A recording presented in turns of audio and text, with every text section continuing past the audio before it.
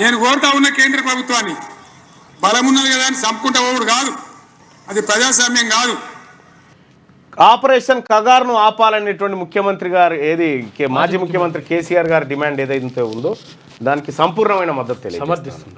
ఇప్పుడు ఇక్కడ మావోయిస్టులు కూడా ఇక్కడ కేసీఆర్ గారు రేవంత్ రెడ్డి గారిని కలిసినటువంటి ప్రతినిధులు ఎవరైతే ఉన్నారో మీకు కూడా ఒక మాట చెప్తా ఉన్నా, ఇప్పుడు వెనకటి కాలం లాగా లేదు మావోయిస్టిజము. ఇప్పుడున్నటువంటి టెక్నాలజీ నీకు డైరెక్ట్గా ఎవడు పోవాల్సిన పని లేదు.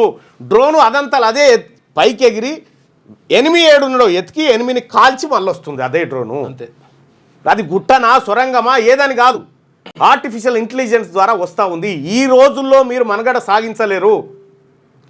ఇంకా వేరే తుపాకీ కొట్టంతోనే సాధ్యమని ఎవరైనా నేతలు చెప్తే మీరు పోయిన ఆయనలకు మీరు పోయి వాళ్ళని తోలుకోలేదు. ఏది లేదు, ప్రజాక్షేత్రంలోకి రండి.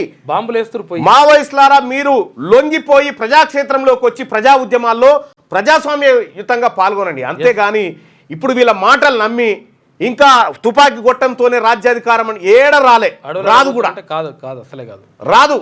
మీరు పందా మార్చుకోండి, ప్రజాస్వామ్యయుతంగా జనజీవన స్రవంతిలో కలిసి ఈ ప్రజా ఉద్యమాలను నిర్మించండి. అప్పుడు మాత్రమే సక్సెస్ అవుతుంది, లేకపోతే ఒట్టిదే.